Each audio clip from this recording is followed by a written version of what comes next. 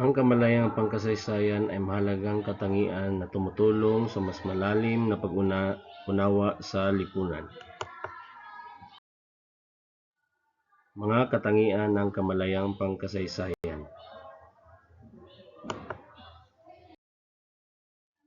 Una, kritikal na pag-iisip. Ito ay kakayahang magsuri at hindi basta tanggapin ang impormasyon. Mahalaga ito sa panahon ng fake news. Halimbawa, may nakita kang post sa social media na nagsasabing golden age ang panahon ng martial law.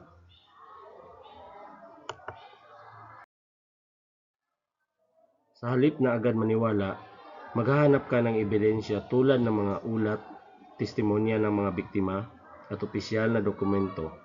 Titingnan mo rin kung sino ang nag-post at kung mapagkakatiwalaan ba ang source. Pangalawa, pag-unawa sa konteksto. Ang isang pangyayari ay dapat unawain batay sa panahon, lugar, at sitwasyon kung kailan ito naganap.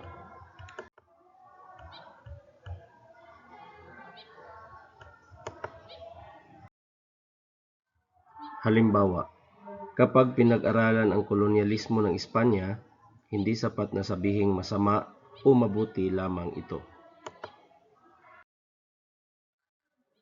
Susuriin mo ang kalagayan noon, panahon ng eksplorasyon, relihiyon, at kalakalan upang mas maunawaan kung bakit nangyari ang pananakop at paano ito nakaapekto sa mga Pilipino.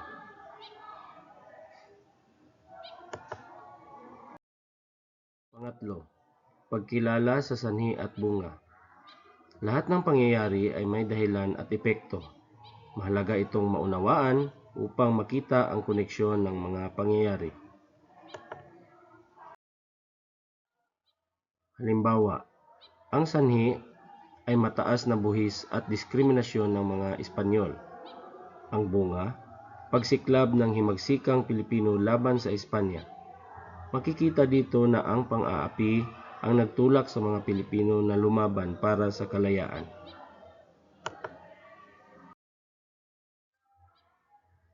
Pang-apat, pagpapahalaga sa identidad. Sa pamamagitan ng kasaysayan, nakikilala natin ang ating pinagmulan bilang Pilipino.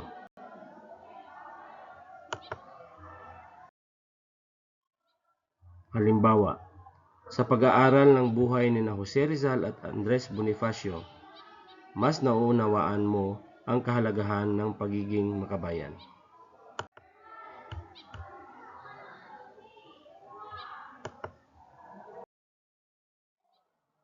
Nagiging proud ka sa pagiging Pilipino at mas pinahahalagan mo ang wika, kultura at kasaysayan ng bansa.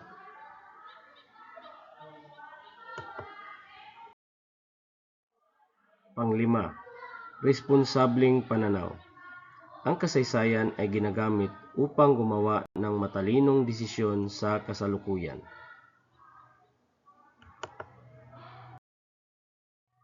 Halimbawa, sa panahon ng halalan, hindi ka basta boboto base sa popularidad ng kandidato. Gagamitin mo ang aral ng kasaysayan. Halimbawa, epekto ng maling pamumuno noon upang pumili ng lider na may integridad at kakayahan. Ang mga katangiang ito ay tumutulong upang maging mapanuri, makabansa, at mas responsableng mamamayan.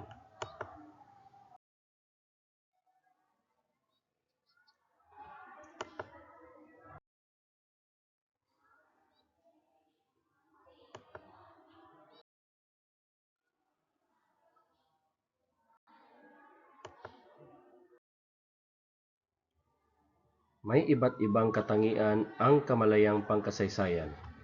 Ito ay mahalaga sa tamang pagdedesisyon.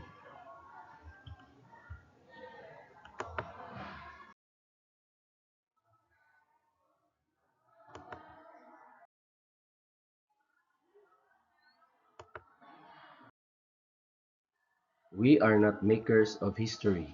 We are made by history. Dr. Martin Luther King, Jr.